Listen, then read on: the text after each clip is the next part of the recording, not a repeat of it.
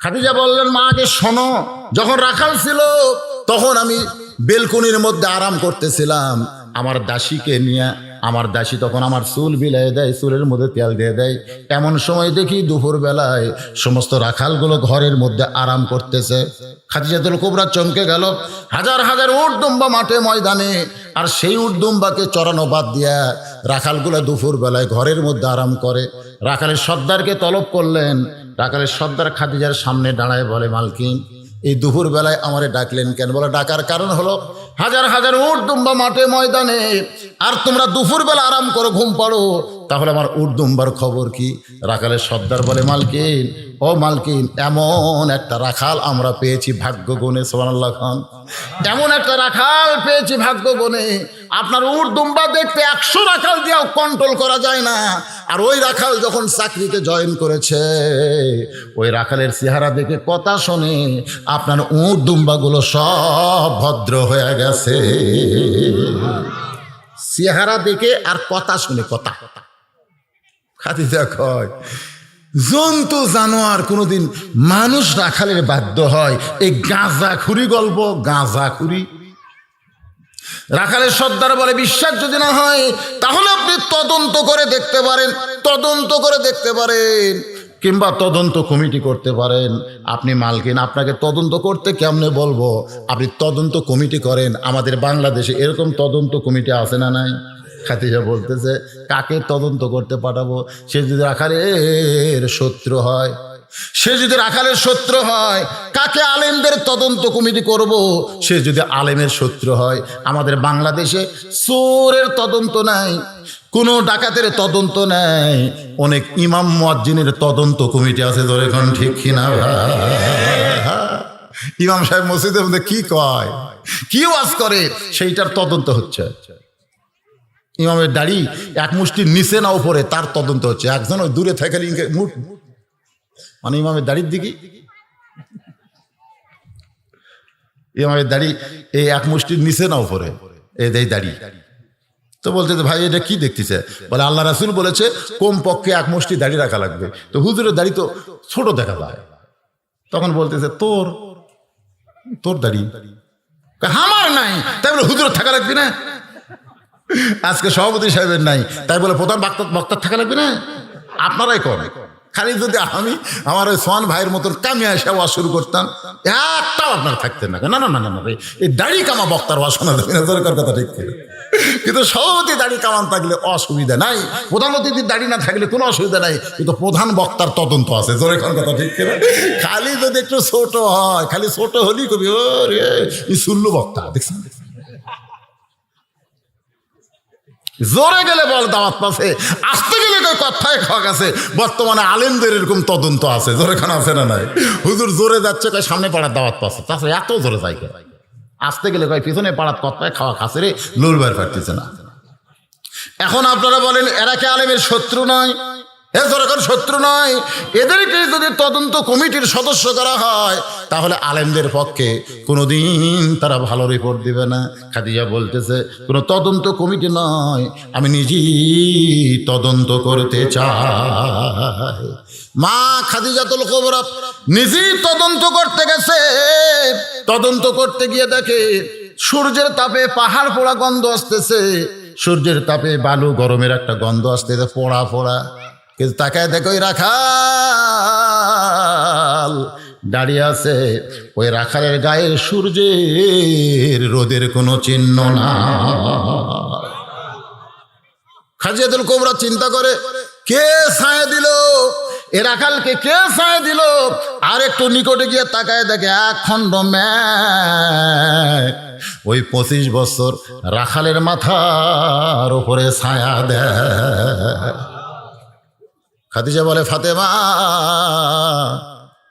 তোমার বাবাকে আমি স্বামী হিসাবে কেমনে গ্রহণ করলাম শোনো।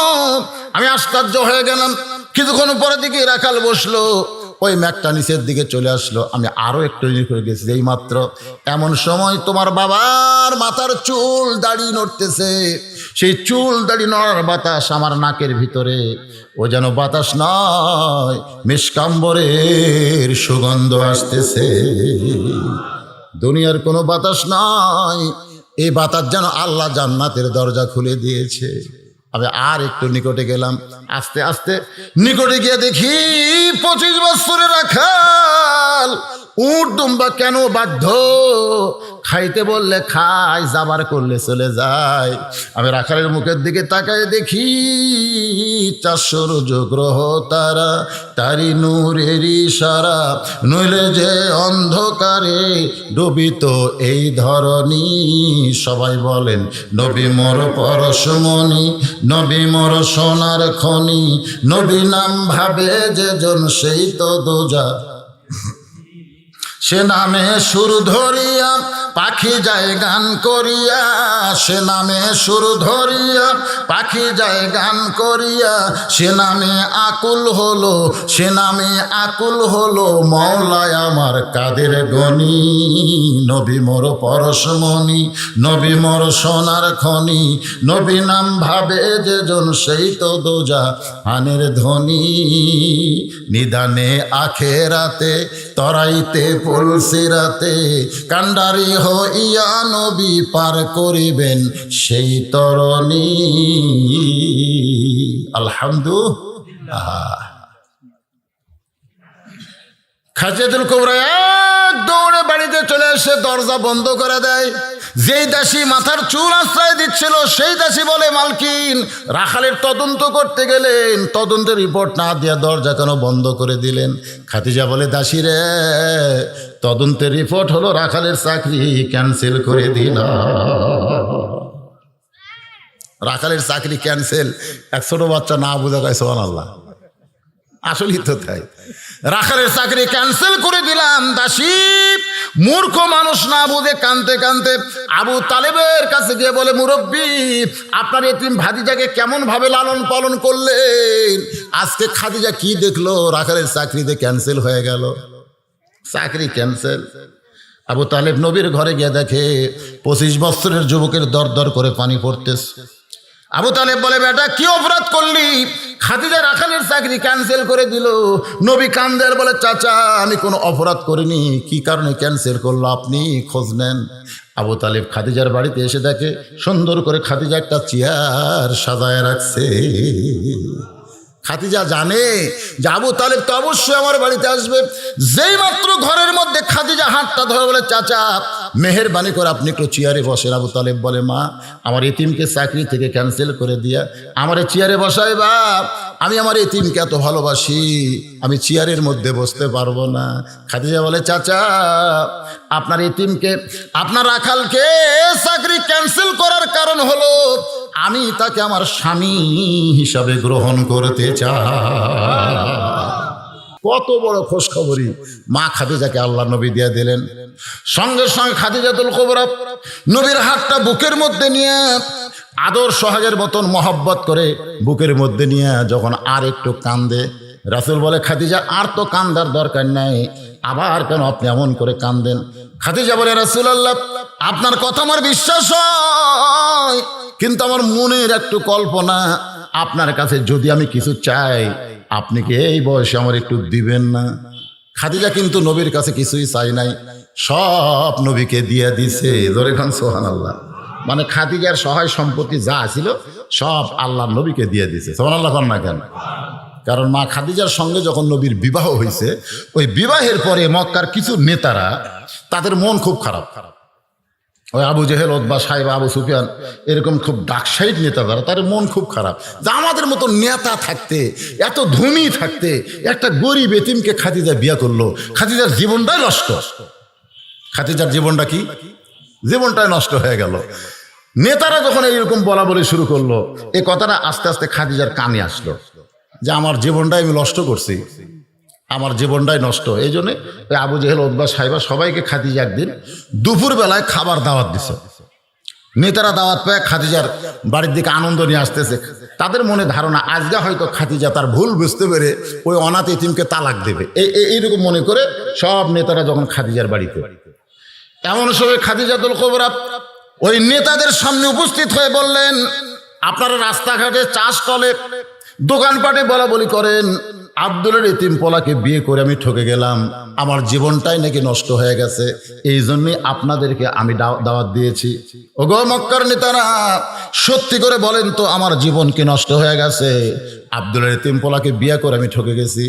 আবু জেহেল, উতবা, সাইবা সবাই সমস্যারে বলতেছে 100 বার ঠিক, 1000 বার ঠিক। খাদিজা বলতেছে এখন আপনারাই উত্তর দিবেন, আমি জিতলাম না ঠকলাম।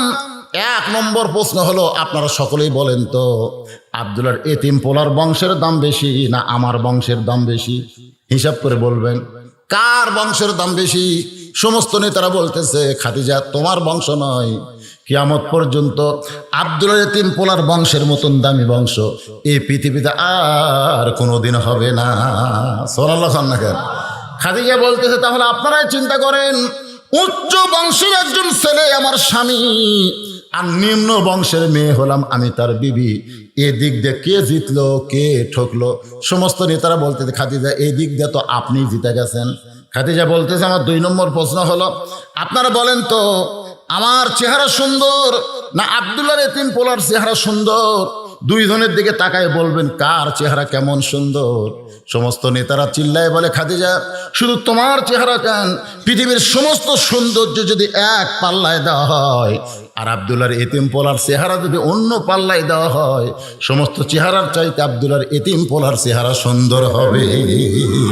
খাদিজা বলে দেখো তো, তাহলে একজন সুন্দর স্বামী পাইলাম, আমি অসুন্দরী বউ হইয়া এদিক দিয়ে আমি জিতলাম না আব্দুল্লাহর এতিম পোলা জিতলো? সবাই বলতেছে এদিক দিয়ে তো তুমি জিতা গেলা।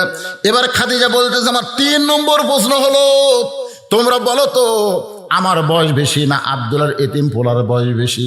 সবাই বলতেছে তুমি হলো 40 আর আব্দুল্লাহর এতিম পোলার বয়স হলো মাত্র 25। এখন বলে দেখো তরতাজা একটা যুবক আমার মতন 40 বছরের বিধবাকে বিয়ে করেছে, এদিক দিয়ে আমি জিতলাম না আব্দুল্লাহর এতিম পোলা জিতেছে? সবাই বলতেছে এদিক দিয়ে খাদিজা তুমি জিতে গেছো, বয়স্ক মহিলা হয়ে যুবক স্বামী পাইছো। খাদিজা বলতেছে তাহলে যে দিক দিয়ে যাই সেদিক দিয়ে আমি জিতলাম, তাহলে ঠকলাম কোন দিক দিয়ে? সমস্ত নেতারা বলতেছে ঠকা চিন্তা করেছি, তোমার এত সম্পদ আর তুমি একটা এতিম অনাথকে বিয়ে করলা। খাদিজা বলতেছে অনাথ এতিমকে আমি বিয়ে করেছি, আজকে আমার সমস্ত সম্পদ তোমাদের সামনে এতিমের পায়ে দিয়া দিলাম। লিল্লাহি তাকবীর। আমার যা আছে আমি আজ থেকে সব দিয়ে দিলাম। এখন কে ধনী? এখন কও, আমি যদি সব তার নামে লিখে দিয়ে দিই, এখন আমি হলাম ফকুন্নি আর আব্দুল্লাহর বেটা হলো ধনী, তাহলে কে কে কে দিল? একটা ধনীর ঘরে ফকুন্নি বউ হলো।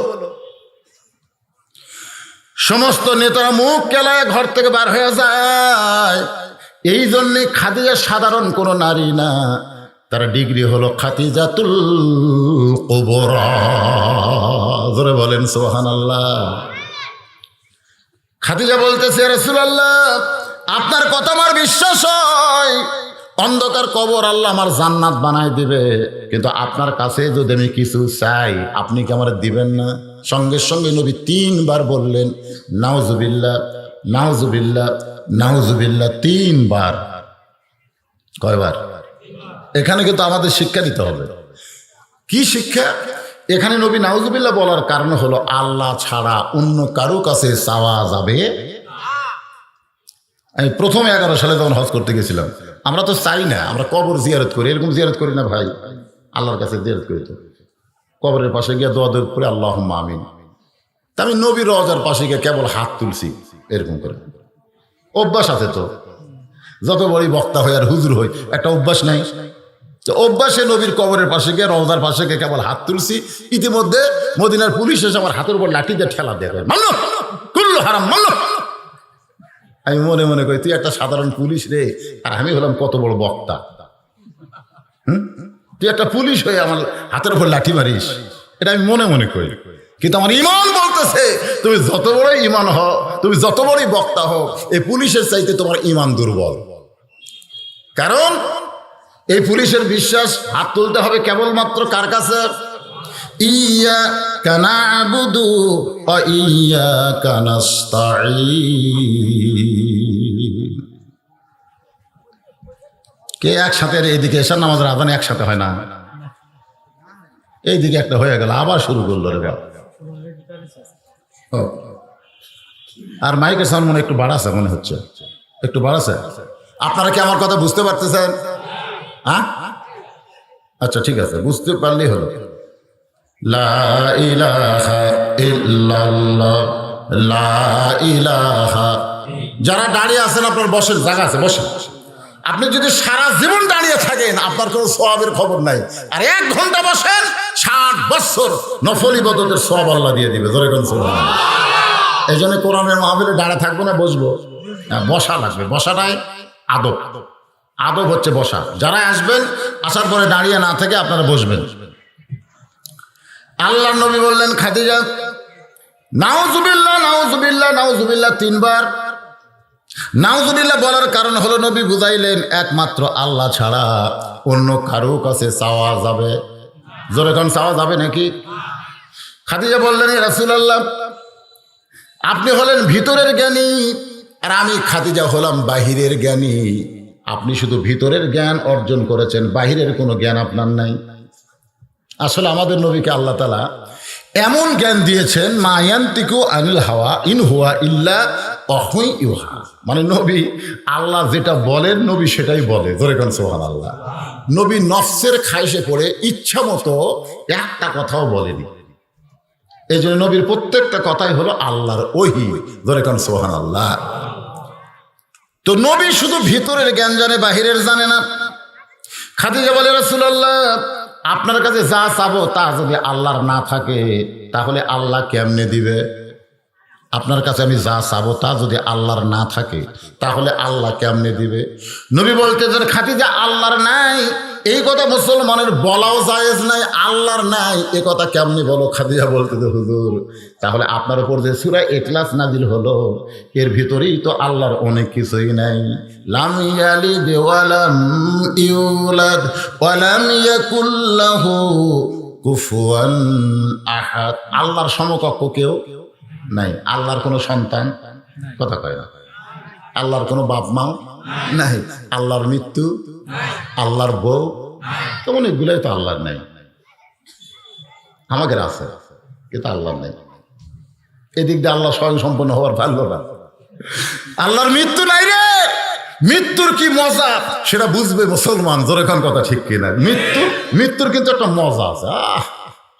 যখন কোরআনের এই আয়াতটা আমি পড়ি, ইন্নাল্লাযীনা ক্বালু রাব্বুনাল্লাহু সুম্মা ইসতাকামু তাতানাজ্জালু আলাইহিমুল মালায়েকা আল্লা তাখাফু ওয়া লা তাহজানু ওয়া আবশিরু বিল জান্নাতিল্লাতী কুনতুম তুআদুন।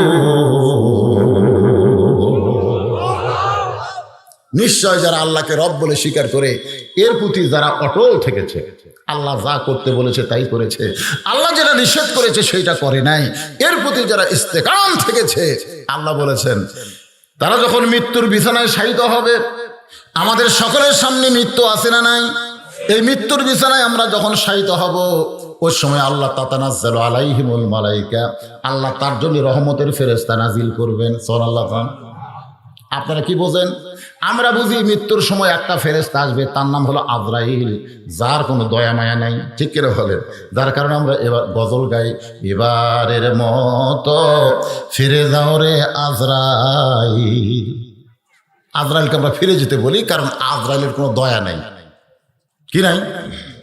কিন্তু আল্লাহ বলতেছেন তাতানাজ্জালু আলাইহিমুল মালায়েকা, আমি ফেরেশতা নাজিল করে তাদের সামনে দুনিয়ার সবচাইতে আপন বন্ধুর চেহারায় আপনার সবচাইতে আপন বন্ধু যাকে আপনি বিশ্বাস করেন, যাকে আপনি ভালোবাসেন, সেই বন্ধুর চেহারায় দুটো ফেরেশতা আপনার কাছে দাঁড়িয়ে থাকবে। জোরে করে সুবহানাল্লাহ। এরা কিন্তু যারা জীবিত আছে তারা কিন্তু দেখতে পাবে না, কিন্তু আপনি যে মরে যাচ্ছেন আপনি দেখতে পাবেন। যারা মরে যাবে তারা কিন্তু আজরাইলকে দেখবে, ও আশেপাশে কিন্তু আমরা বসে থাকবো, আমরা কিন্তু আজরাইল দেখে পাবো না। জোরে কোন কথা ঠিক কিনা? তাহলে কি বোঝা গেল? ওই সময় মৃত্যু ব্যক্তি যারা হবে, মৃত্যু মুমূর্ষ, তাদেরকে আল্লাহ ওই দুই ফেরেশতা বন্ধুর চেহারায় দেখাবে। ওই দুই ফেরেশতা এসে একজন তার মাথায় হাত বুলাবে, একজন তার সিনার উপরে হাত বুলাবে। এই মাথা আর সিনা যদি ঠিক থাকে তাহলে মানুষের আর কোনো কিছুর দরকার হয়, একজন বুকের উপরে হাত মালিশ করবে, আর একজন মাথার চুলের মধ্যে হাত বিলকি দিয়ে বলবে আল্লাহ তাকাব, তোমার কোনো ভয় নাই, তুমি মৃত্যুর ভয় করতেছো, তোমার মৃত্যুর কোনো ভয় নাই। আর একজন ফেরেশতা বুকে হাত দিয়ে বলবে ওয়ালা তাহজানু, তোমার কবরের কোনো চিন্তা নাই, তোমার হাসরের কোনো চিন্তা নাই, তোমার মিজানের কোনো চিন্তা নাই, তোমার পুলসিরাতের কোনো চিন্তা নাই। ওয়াবশিরু বিল জান্নাহ, মৃত্যুবরণ করার সঙ্গে সঙ্গে আল্লাহ তোমার জন্য 8টা জান্নাতের দরজা খুলে দিবে। তখন বলবে ভাই তোরা কে রে, তোমরা কে, এত সুন্দর খোঁজ খবরই আমাকে দিচ্ছ, তোমরা কে? বলে আমরা আল্লাহর ফেরেশতা। আমি তো শুনেছি যে বিশাল দেহি একটা আজরাইল জান কবজ করবার আসবে। সে আজরাইল কোথায়? বলে ওই যে দাঁড়ায় আছে, দেখেন আপনার জান কবজ করবে। আজরাইল দাঁড়ায় আছে, এখনো সময় হয় নাই, সময় হওয়া মাত্রই আপনার জানটা কবজ করবে। তখন এই মুমিন মুত্তাকি তাকায় দেখবে বিশাল দেহি আজরাইলকে আল্লাহ তাআলা অতি ছোট বানায় দিয়েছে। বিশাল দেহি আজরাইল তার চোখের মধ্যে খুব ছোট দেখতে পায়। বলতে যে ভাইজান আমি এতদিন বিশ্বাস করেছি আজরাইল অনেক বড়, কিন্তু আজকে দেখতেছি আজরাইল এত ছোট কেন? ফেরেশতারা বলবে আজরাইল ঠিকই আছে, কিন্তু আল্লাহ তাআলা আপনার চোখে তাকওয়ার লেন্স পরায় দিয়েছে। তাকওয়ার লেন্স, আপনি ভয় করছেন কাকে? আল্লাহকে। জোরে বলেন কাকে? সেই তাকওয়ার লেন্স আপনার চোখের উপর আল্লাহ সেট করেছে। আজরাইল অনেক বড় হলেও আপনার সম্মানে আল্লাহ তাআলা আজরাইলকে ছোট বানায়া দিছে। মানে চোখের মধ্যে আবার তাকওয়া। আমরা সবসময় ভয় করি কাকে? আজরাইলকে ভয় করার টাইম আছে? কতক্ষণ আজরাইলকে ভয় করার টাইম আছে? যাদের চোখে তাকওয়ার লেন্স পরানো হয়েছে তারা শুধুমাত্র আল্লাহ ছাড়া অন্য কারো ভয় তাদের কলিজায় আল্লাহ ঢুকতে দিবে না। এজন্য আল্লাহ বলেছেন ইন্না আকরামাকুম ইনদাল্লাহি আতকাকুম, ওই ব্যক্তি সবচাইতে বেশি সম্মানিত যার কলিজার মধ্যে আল্লাহর ভয় বেশি। জোরে কোন কার ভয়?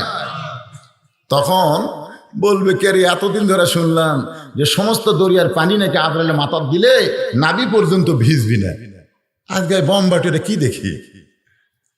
সুবহানাল্লাহ কোন না কেন? আজরাইল তখন সালাম দেবেন, সালামুন আলাইকুম তিবতুম ফাদখুলুহা খালিদিন। কে দিচ্ছে? আজরাইল আল্লাহর পক্ষ থেকে আপনাকে আমাকে বলবে যে আল্লাহর পক্ষ থেকে আপনার উপর রহমতের শান্তি সালাম, আপনার জন্য জান্নাতের দরজা খোলা হয়েছে। সঙ্গে সঙ্গে জান্নাতের দরজা খুলে যাবে। ওই মৃত্যু মুমূর্ষ ব্যক্তিটা দুনিয়া থেকে জান্নাত দেখার সঙ্গে সঙ্গে ওই জান্নাতে যাওয়ার জন্য এরকম হাত মারবে, আমার জান্নাত আমি যাব। দুই ফেরেশতা বলবে আপনার বাড়িতে আপনি যাবেন, কিন্তু যাওয়ার সময় মৃত্যু নামক একটা যানবাহনের পিঠে চড়া লাগবে। এই মৃত্যু নামক যানবাহনের পিঠে চড়ার সঙ্গে সঙ্গে আপনি আল্লাহর জান্নাতে প্রবেশ করবে। তখন ওই লোকটা বলবে, এই মৃত্যু মুমূর্ষ মুত্তাকি বলবে আল্লাহ আমার জীবনের যত শান্তি সব শান্তি তো মৃত্যুর ভিতরে। জোরে খান সুবহানাল্লাহ। কারণ মরিও না, আমার জান্নাতে যাওয়া হচ্ছে না। ওই লোকটা তখন বলবে তাড়াতাড়ি আমাকে জান্নাতে যাওয়ার ব্যবস্থা করো। আজরাইল এমন ভাবে তার জানটা কবজ করবে, মায়ের স্তনে দুগ্ধ পান করতে করতে সন্তান যেমন ঘুমায়া যায় এমন ভাবেই দুনিয়া থেকে তার ঘুম দিয়ে দিবে। সরালো ধরে কর না কেন?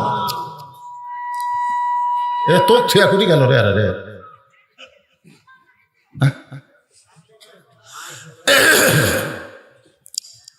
লা ইলাহা ইল্লাল্লাহ। এই যে বাবা শোনো, এই বক্তার কথা মতো মাইক সেট করো, শ্রোতার কথা মতো যদি তুমি মাইক চলাও,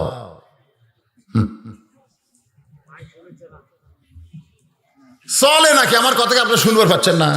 এই শুনবার বালি হয়ে ভিতরে বাবা, আবার চলা লাগবে কি? এই যে এক একজন কথা কোন পাগলা হয়ে গেছে, কখন কি করতেছে তার ঠিক নাই। যারা এখানে বসে আছেন, আমি বাহিরের লোকের কথা বাদ দেন, কারণ এই মুরগির তলে যে কয়টা ডিম থাকবে এই কয়টা ডিমেরই বাচ্চা হবে। জোরে কোন কথা ঠিক কিনা? এই কয়টা ডিমেরই বাচ্চা হবে। 12টা ডিম বসাছে, 9টার বাচ্চা হবে, আর 3টার হয় নাই। তখন চিন্তা করে দিলাম ডিম 12টা, বাচ্চা হলো 9টা। হচ্ছে বুকের তলে যে করা ছিল এই 9টার বাচ্চা হবে, যে 3টা সাইড মারছি পচিয়া গেছে। সামিয়ানের তলে যারা আছে তাদের জন্য ওয়াজ হচ্ছে, ওই বেড়িয়াগুলো কাজিয়াগুলো পচাগুলো ওদের জন্য মাইকে ঠিক করার দরকার নাই। খালি ইয়ে করার মা বোনদের কাছে যে হরণ আছে ওরা খালি ঠিক করে দাও। কিরে দাঁড়ানো গুলো বসার জায়গা নাই? না বসলে বিপদ আছে। বসো বাবা, সবাই বসো বসো। লা ইলাহা ইল্লাল্লাহ, লা ইলাহা ফাসাব্বিহ বিহামদি রাব্বিকা ওয়াস্তাগফিরহু ইন্নাহু কানা তাওয়াবা। আলোচনা হলো সূরা নসর। এই মাসটা হলো বিজয়, বিজয়ের মাস। জোরে কোন কিসের মাস? আর 7 দিন পর 16ই ডিসেম্বর আসতেছে। আমি 16ই ডিসেম্বরকে সামনে নিয়ে মক্কা বিজয় থেকে সূরা নসর আপনাদের সামনে আলোচনা করতেছি। আল্লাহর সাহায্য কি আর বান্দার করণীয় কি, এই সূরাটার ভিতর দিয়ে আমাদের বোঝার দরকার আছে না নাই? ইন্নাহু কানা তাওয়াবা। এখানে ইমাম গাজ্জালি ব্যাখ্যা করেছেন, তাওয়াবা শব্দের অর্থ হলো আমাদের সবাইকে ফিরে যাওয়া লাগবে। কোথায়? না চাইলেও যাওয়া লাগবে, না চাইলেও যাওয়ার দরকার আছে না, দরকার আছে না, না চাইলেও মন চাচ্ছে না তাও যাওয়া লাগবে, তাও যাইতে হবে। কিভাবে যাবেন, কেমনে যাবেন? আজকে আমরা অনেক কিছুই মনে করি, কিন্তু কিছু মনে করা যাবে না। বিশ্বাস করেন আমাদের যাইতে হবে। জোরে কোন ঠিক কিনা? দুনিয়ার বাড়ি গাড়ি সহায় সম্পদ, দুনিয়ার ক্ষমতা এগুলা কিছুই না। যেটা মুরাদ হাসানকে নিয়ে দেখা যাচ্ছে, জোরে কোন কথা ঠিক কিনা? কয়েকদিন আগে কি ক্ষমতা, হ্যাং করেঙ্গে ত্যাং করেঙ্গে। আর আজকে দেখেন বাংলাদেশ থেকে পলে যাচ্ছিল, বাংলাদেশ থেকে পালায় যাচ্ছিল, তাকে কেনাডায় জায়গা দেওয়া হলো না, তাকে দুবাই ঢুকতে দেওয়া হলো না।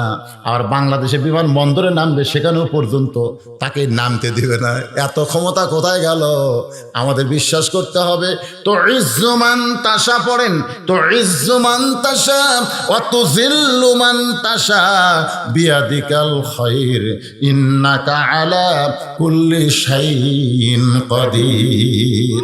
সম্মান দেওয়ার মালিককে, ধরে কোন সম্মান দেওয়ার মালিককে, অপমান করার মালিককে, ভালো মন্দর মালিককে, সমস্ত ক্ষমতার মালিককে। এই বিশ্বাসের উপরে আপনারা একটু মনোযোগ দিয়ে কথাগুলো শুনবেন।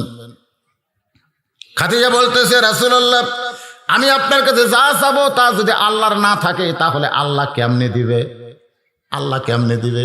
রাসূল বলে, খাদিজা আপনি কি চাবেন? খাদিজা বলে, মনে করেন হুজুর, মনে করেন আমার বিয়ে হয় নাই, আমার বিয়ে হয় নাই, আমি গভীর রাত্রে তাহাজ্জুদ পড়ে কাঁদতেছি আর বলতেছি, আল্লাহ আমার পেটে একটা বাচ্চা দাও, আমি একটা বাচ্চার মা হব। আমার বিয়ে হয়নি, বিয়ে হয়নি, কিন্তু আমি কাঁদতেছি আল্লাহর কাছে, আল্লাহ চোখের পানি বার করে, আল্লাহ আল্লাহ আমাকে একটা বাচ্চা দাও, আল্লাহ আমি একটা বাচ্চার মা হব। আপনার বলেন তো আল্লাহ দিবার পারবে না? জোরগান পারবে কি পারবে না? কিন্তু দিবে না, দিবে না। কেন দিবে না? আল্লাহ একজনকে দিয়াই যে বিপদে পড়ছিল, তার নাম হলো মরিয়ম। জোরগান তার নাম কি? মরিয়মের পেটে স্বামী ছাড়া একটা বাচ্চা দিয়ে, ভাই বাচ্চা সেই হলো, সমস্ত লোক যা ধরলো জাকারিয়াকে। জাকারিয়া কিন্তু মরিয়মের খালু, মানুষের সন্দেহের চোখ, বোঝেন না? জাকারিয়া আলাইহিস সালাম হচ্ছেন মরিয়মের খালু, তাকে ধরলো, এই তুমি খালু হয়ে অকাম করছে।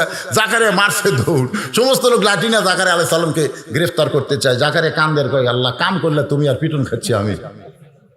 আল্লাহ কয়, জাকারিয়া আর কোনোদিন করব না। আদমকে আমি বাপ মা ছাড়াই তৈরি করেছি, দুনিয়াতে পাঠাইছি বাপ মা ছাড়া, আর ঈসাকে পাঠাইলাম বাবা ছাড়া। এটা হলো আমার কুদরত। কিয়ামত পর্যন্ত আর স্বামী ছাড়া কোনো মেয়ের পেটে বাচ্চা আসবে? স্বামী ছাড়া মানে পুরুষ ছাড়া। এখন যদি কোনো মেয়ে 14ই ফেব্রুয়ারি পালন করবার যায়, স্বামী ছাড়া আর পেটে বাচ্চা আসছে, এবার জনগণ ধরতে গিয়ে তোর বিয়ে হয়নি, তোর পেটে বাচ্চা কে? তখন বলবে আল্লাহ দিছে, আল্লাহ দিছে। আপনার মানবেন? কোন মানবেন?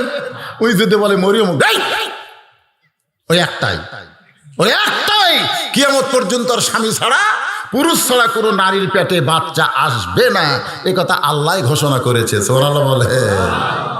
আল্লাহ নবী বলেন, খাদিজা আপনি যতই কান্দেন স্বামী ছাড়া আপনার পেটে আল্লাহ বাচ্চা দিবে না। খাদিজা বলতে যে হুজুর তাহলে দেখেন, যেটা আল্লাহর কাছে চাইলেও পাওয়া যাবে না সেটা আল্লাহর কাছে কেন চাবো? এই জন্যে আপনার কাছে আমি চাই। নবী বললেন, খাদিজা কি চাবেন? বলে, 1 নম্বর চাওয়া হলো ওই গাড়ে হীরার মধ্যে আপনি যে দীর্ঘদিন সাধনা করেছেন জুব্বা পরে, ওই গাড়ে হীরার মধ্যে দীর্ঘদিন সাধনা করেছেন যেই জুব্বা পরে, যেই জুব্বা পর অবস্থায় ফেরেশতা জিবরাইল আপনার কাছে কোরআনের 5টা আয়াত নাজিল করেছে। আপনি যখন পড়তে চান নাই, জিবরাইল আপনাকে বুকের মধ্যে নিয়ে ঠাসি মারছে, আল্লাহর কুদরতি তাওয়াজ্জু আপনার উপর নাজিল হয়ে আল্লাহ পাক আপনার জবান খুলে দিয়েছে।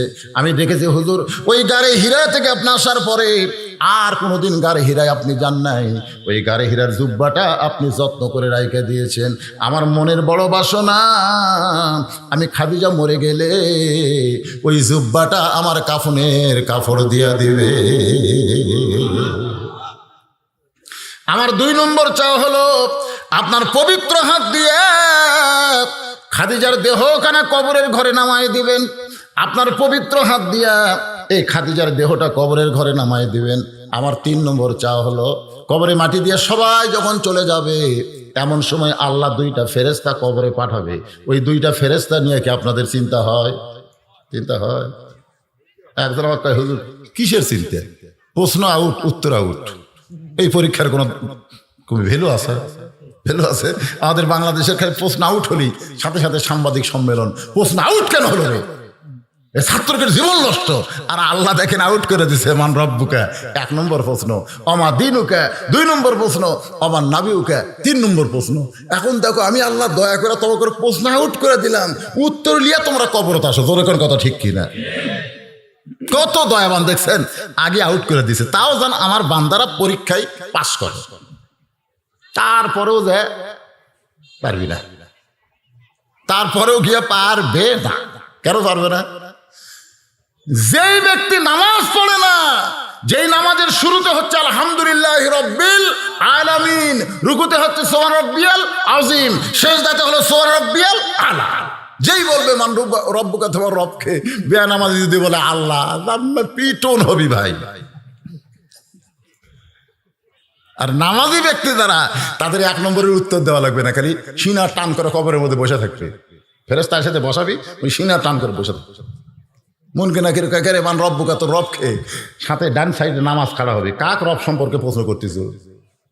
তাই মনকে নাকি কাক রব সম্পর্কে প্রশ্ন করতেছ? তুই বল একদিন 5 ওয়াক্ত নামাজে এই বান্দা কতবার রব কছে?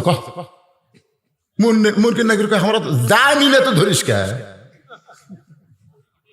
সরাল্লাহ খবর না, জানি না তো রব সম্পর্কে প্রশ্ন করিস কেন? একদিনের নামাজে কতবার রব রব কইছে? তাহলে 1 মাসে কত কথা, সারা জীবনে কতবার রব রব বলছে তার হিসাব দেয়া, তারপর প্রশ্ন কর। 2 ফেরেশতাকে আল্লাহ তোমার বান্দাকে মান রব্বুকা প্রশ্ন করতে নামাজ যে গরম হয়েছে, আল্লাহকে 1 নম্বর বাদ দে, 2 নম্বর কর।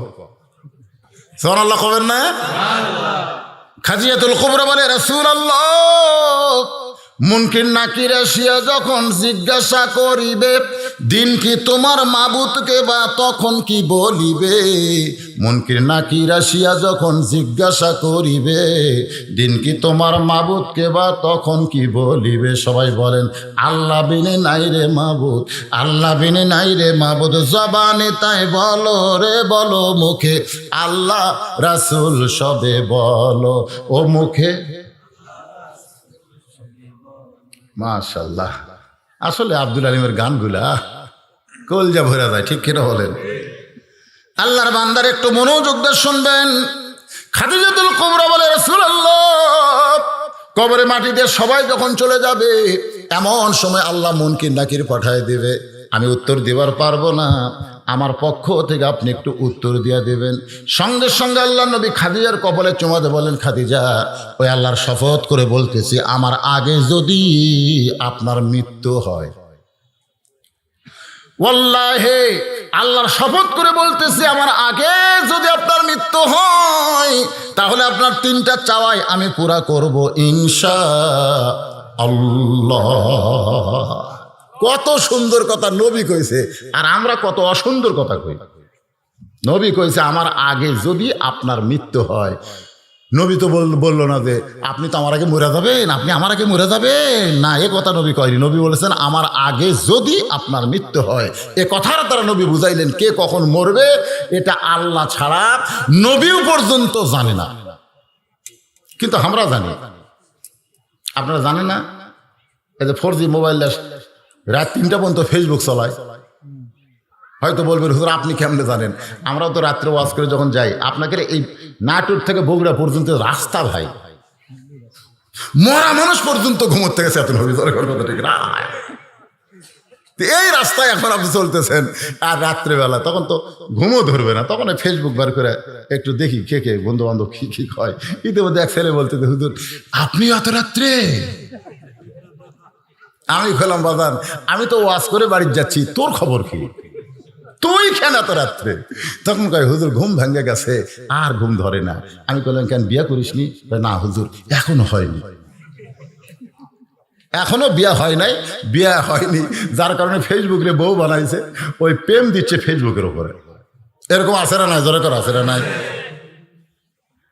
রে যুবকেরা, নিজের যৌবনকে নষ্ট করো না, কারণ হাসরের ময়দানে আল্লাহর ইসলামের কর্মী যুবকদের জন্যে আরশের ছায়ায় আশ্রয় দেওয়া হবে। এই যুব শক্তির একটা দাম আছে না নাই?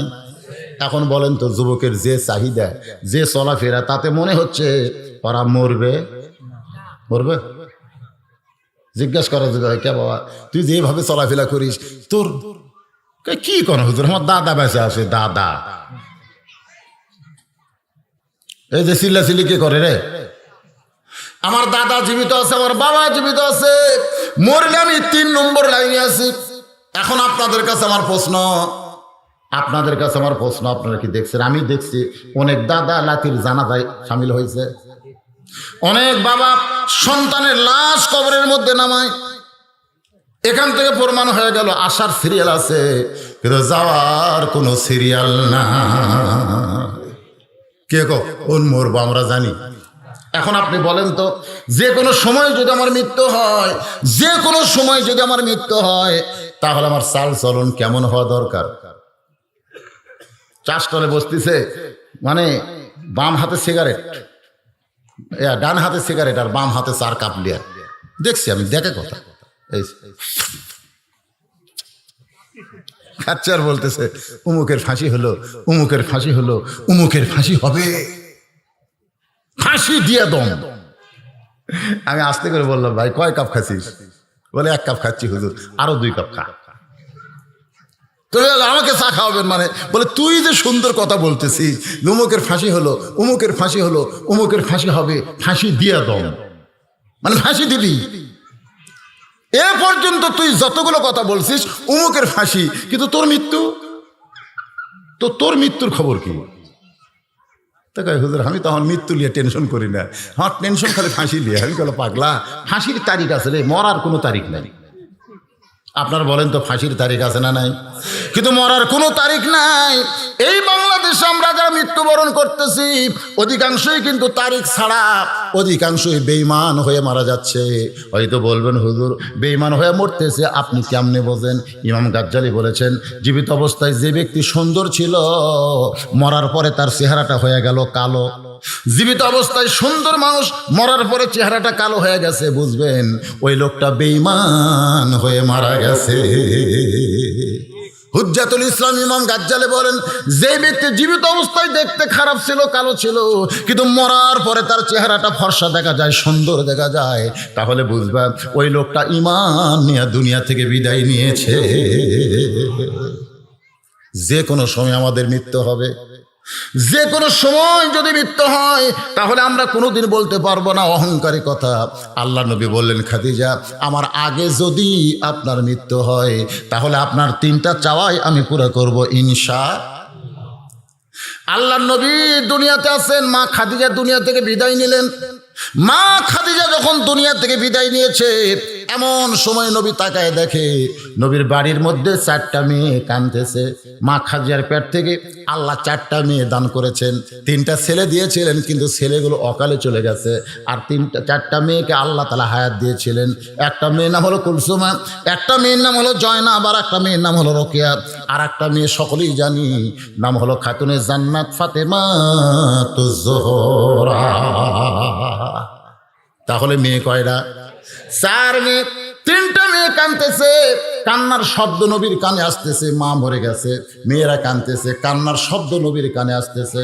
কিন্তু একটা মেয়ের দিকে নবী লক্ষ্য করে দেখে মেয়েটা কাঁদতেছে, কিন্তু কান্নার কোনো শব্দ নাই। 2 চোখ দিয়ে দর দর করে পানি পড়তেছে। ফাতেমার কান্না। কেন কাঁদতেছে? এই কান্নার পিছনে শুধু মা মরে যাওয়া না, এই কান্নার পিছনে আরো অনেক কাহিনী আছে। মা খাদিজাতুল কুবরা গভীর রাত্রে নবীকে বলে, ওগো নবী, জন্মের আগে আপনি বাবা হারাইছেন, 6 বছর বয়সে আপনি মা হারাইছেন। আপনার সঙ্গে যখন আমার বিয়ে হলো, আপনার চাচা আবু তালেব আপনাকে আমার হাতে তুলে দিল। আমি সেদিন থেকে আপনাকে লালন পালন করতেছি, যদিও আপনার স্বামী, তারপরেও আপনাকে লালন পালন করতেছি। ওগো নবী, আপনি যখনই কলেমার দাওয়াত দিবার যান, আমি গোপনে গোপনে আপনার পেছনে যাই, আমি গোপনে গোপনে আপনার পেছনে যাই। মক্কার কোনো কাফের বেঈমান আপনাকে অত্যাচার করবে, এটা আমি খাদিজা সহ্য করতে পারবো না। কিন্তু হুজুর, আমি মরে যাওয়ার পর আপনার দেখাশোনা কে করবে? আপনার দেখাশোনা করার তো কেউ দুনিয়াতে থাকলো না। এমন সময় 6-7 বছরের মেয়ে ফাতেমা দৌড়ে এসে ওই মায়ের চোখের পানি মুছে দিয়ে বলে, মা, আমার বাবাকে নিয়ে আপনি কোনো টেনশন করবেন না। আপনি যেমন আমার বাবাকে আশ্রয় দিয়ে রেখেছিলেন আসলের তলে, আমিও তেমন আমার বাবাকে দেখে শুনে রাখতে চাই। খাদিজাতুল কুবরা দুনিয়া থেকে বিদায় নেওয়ার পরে 3টা মেয়ে মা মা বলে কাঁদতেছে, আর ফাতেমার চোখ দিয়ে দর দর করে পানি পড়তেছে।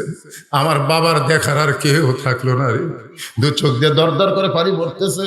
নবী কান্না থেকে বুঝতে পারলেন, নবী ফাতেমাকে ডাক দিলেন। ফাতেমা যখন নবীর ঘরের মধ্যে ঢুকেছে, আল্লাহ নবী বললেন, মা, তোমার মা দুনিয়া থেকে বিদায় নেওয়ার আগে আমার একটা ওসিয়ত করে গেছে, এই ওসিয়তটা কিন্তু পালন করা লাগবে। ফাতেমা বলে, বাবা, আমার মা কি ওসিয়ত করেছে? আল্লাহ নবী বলতেছেন, তোমার মা বলেছে ফাতেমাই যেন আমাকে গোসল করাইয়া দেয়, ফাতেমাই যেন আমাকে কাফনের কাপড় পরাইয়া দেয়, এই ওসিয়ত করেছে। ফাতেমা বলতেছে, বাবা, আমার আরো 3টা বোন আছে, সেই 3টা বোনকে নিয়ে কি আমি মারে গোসল করাতে পারবো না? আমার আরো 3টা বোন আছে, তাদেরকে নিয়ে কি আমি মারে কাফনের কাপড় পরাতে পারবো না? আল্লাহ নবী বললেন, ফাতেমা, আল্লাহর মা, তোমার মা শুধু তোমার কথায় আমাকে ওসিয়ত করেছে। এখান থেকে বোঝা গেল ওসিয়ত জায়েজ, ওসিয়ত সুন্নাত, ওসিয়ত ওয়াজিব, এরকম আছে। এটা কিন্তু ওয়াজিব ওসিয়ত, ওয়াজিব। আপনি যদি ওসিয়ত করেন যে আমি মরে গেলে মসজিদের মুয়াজ্জিন আমাকে গোসল করাবে, মসজিদের মুয়াজ্জিন, আপনি খেয়াল করে দেখেন আপনার এলাকার কোন মুয়াজ্জিন ঠিক মতো আজান দেয়, সেই মুয়াজ্জিনকে আপনি আগেই 10,000 টাকা দিয়ে থবেন যে ভাই, আমি মরে গেলে তুই আমাকে গোসল করাবো, আগে দিয়ে থবেন। এটার নাম হলো হাদিয়া। এটার নাম কি? হাদিয়া।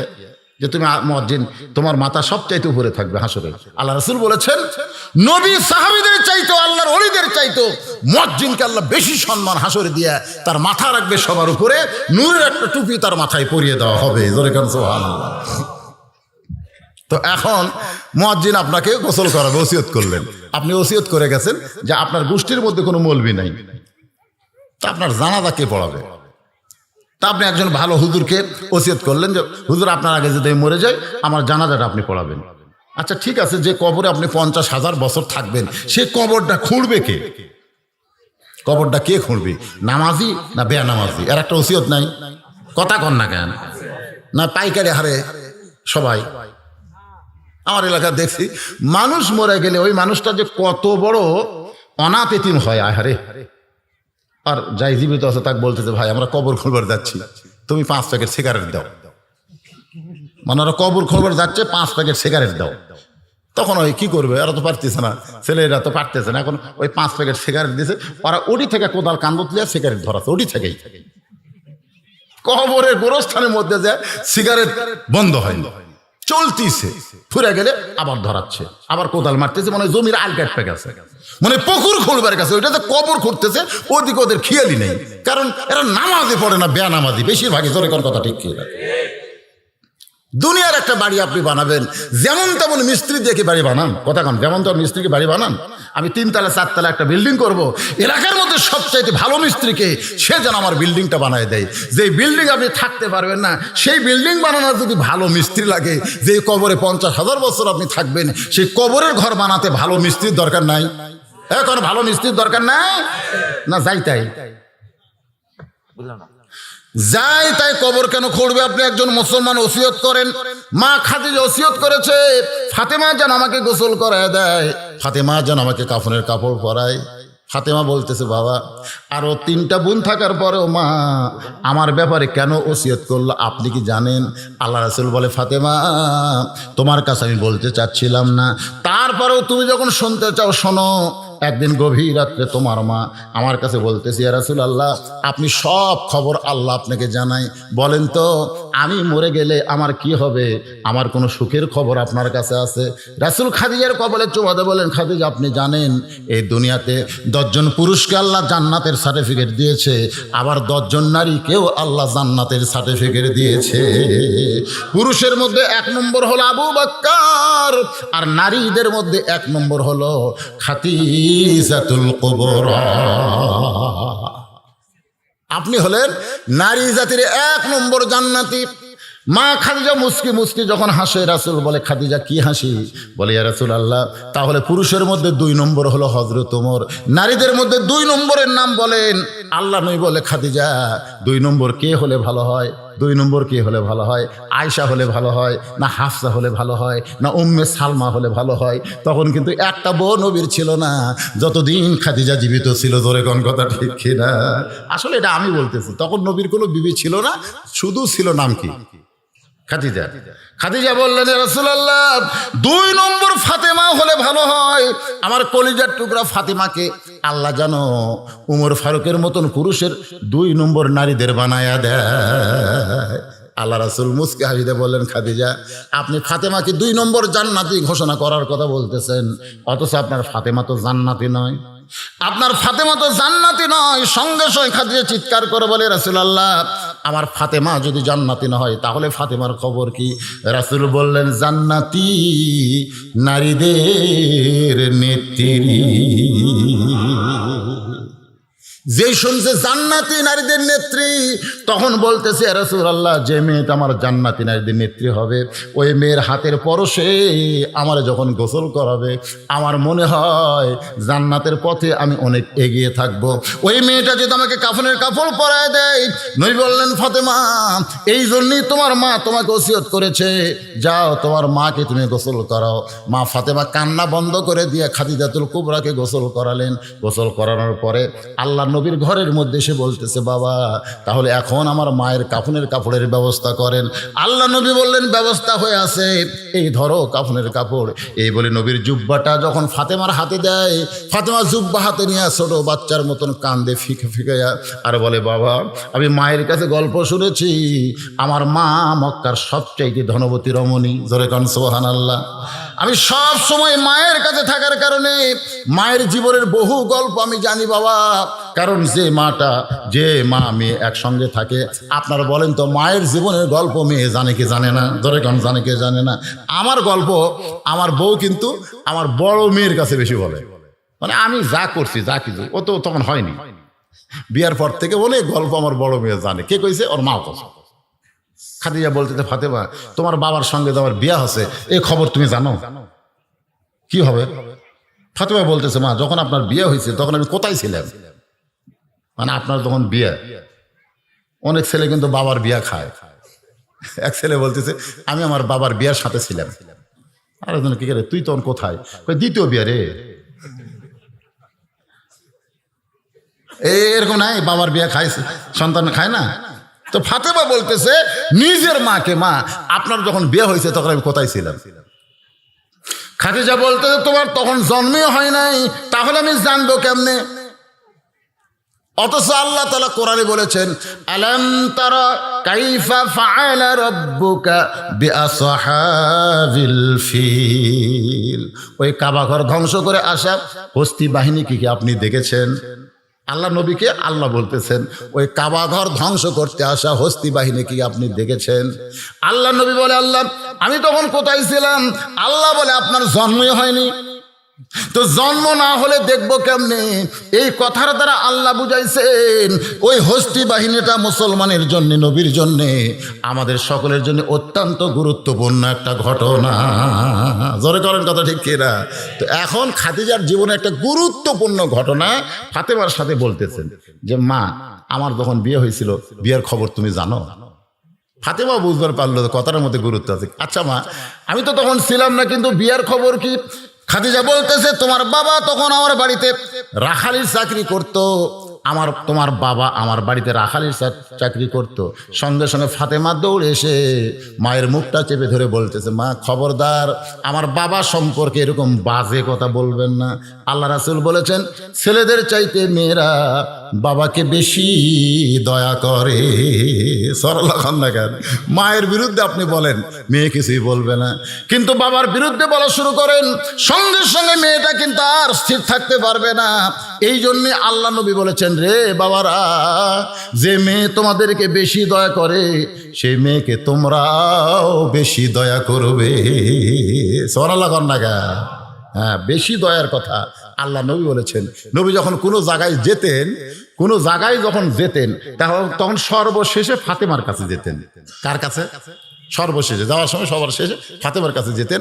আবার কোনো জায়গা থেকে যখন আসতেন সর্বপ্রথম নবী ফাতেমার কাছে যেতেন। জোরে খান সুবহানাল্লাহ। হ্যাঁ, সব সময় যাওয়ার সময় শেষে, আসার সময় আগে। বলেন তো এর মধ্যে গুরুত্ব কি? গুরুত্ব আছে না নাই? আপনি যদি বাজার থেকে 1 কেজি মিষ্টি কিনেন, কিংবা হয়তো 10টা মিষ্টি কিনছেন কিংবা 20টা মিষ্টি কিনছেন, ওই মিষ্টির প্যাকেট এনে কিন্তু ছেলের হাতে দেওয়া যাবে না, দেওয়া লাগবে মেয়ের হাতে। আপনি দেখবেন, আমি দেখেছি তো, আমার দেখা, মেয়েটা মিষ্টির প্যাকেট খুলে দেখতেছে মিষ্টি হলো 6টা। ওই মানুষ গুনতেছে আব্বা মা আর ভাই, আব্বা মা আর ভাই। মানুষ কয়টা? 3টা না 4টা?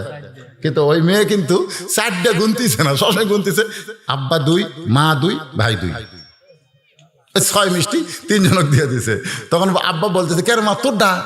তোমরা খালি আমার খাওয়া, তোমরা খালি আমার খাওয়া। আপনি ভুল করে ওই 6 মিষ্টি ছেলের হাতে দেন। ছেলে প্যাকেট খুলে কিন্তু বাপ মা বোনের দিকে তাকাবি না, ওই খালি খেয়াল করবি 6টা দিয়ে আমার প্যাকেট কতটুকু হবে।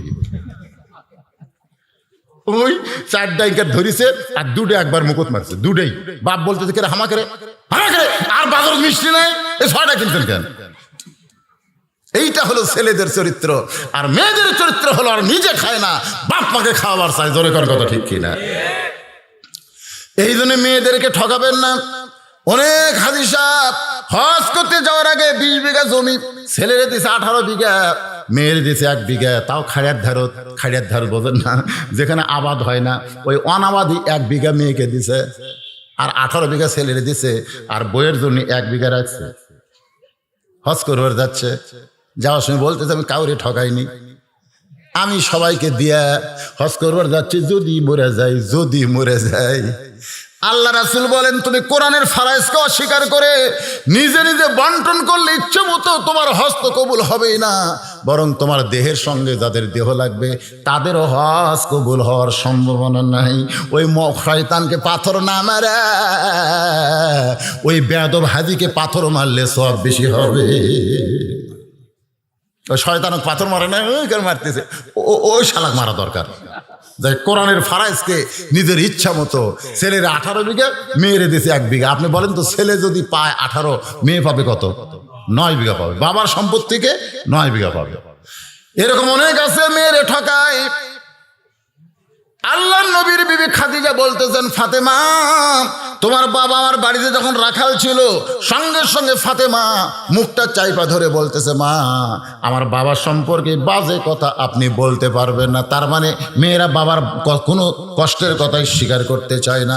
খাদিজা বললেন, মা আগে শোনো, যখন রাখাল ছিল তখন আমি বেলকনির মধ্যে আরাম করতেছিলাম, আমার দাসীকে নিয়ে, আমার দাসী তখন আমার চুল বিলাই দেয়, চুলের মধ্যে তেল দিয়ে দেয়।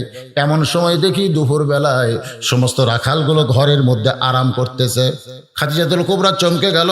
হাজার হাজার উট দুম্বা মাঠে ময়দানে, আর সেই উট দুম্বাকে চড়ানো বাদ দিয়া রাখালগুলো দুপুর বেলায় ঘরের মধ্যে আরাম করে। রাখালের সর্দারকে তলব করলেন। রাখালের সর্দার খাদিজার সামনে দাঁড়ায় বলে, মালকিন এই দুপুর বেলায় আমারে ডাকলেন কেন? বলে, ডাকার কারণ হলো হাজার হাজার উট দুম্বা মাঠে ময়দানে, আর তোমরা দুপুর বেলা আরাম করো, ঘুম পাড়ো, তাহলে আমার উট দুম্বার খবর কি? রাখালের সর্দার বলে, মালকিন, ও মালকিন, এমন একটা রাখাল আমরা পেয়েছি ভাগ্য গুণে। সুবহানাল্লাহ খান, এমন একটা রাখাল পেয়েছি ভাগ্য গুণে। আপনার উট দুম্বা দেখতে 100 রাখাল দিয়েও কন্ট্রোল করা যায় না। আর ওই রাখাল যখন চাকরিতে জয়েন করেছে, ওই রাখালের চেহারা দেখে, কথা শোনে, আপনার উট দুম্বাগুলো সব ভদ্র হয়ে গেছে। চেহারা দেখে আর কথা শুনে, কথা।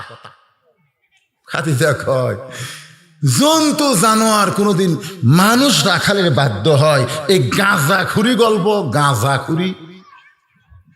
রাখালের সর্দার বলে বিশ্বাস যদি না হয় তাহলে আপনি তদন্ত করে দেখতে পারেন, তদন্ত করে দেখতে পারেন, কিংবা তদন্ত কমিটি করতে পারেন।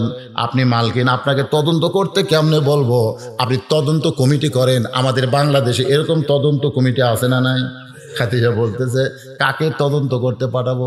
সে যদি রাখালের শত্রু হয়, সে যদি রাখালের শত্রু হয়, কাকে? আলেমদের তদন্ত কমিটি করব। সে যদি আলেমের শত্রু হয়, আমাদের বাংলাদেশে চোরের তদন্ত নাই, কোনো ডাকাতের তদন্ত নেই, অনেক ইমাম মুয়াজ্জিনের তদন্ত কমিটি আছে। ধরে কোন ঠিক কিনা?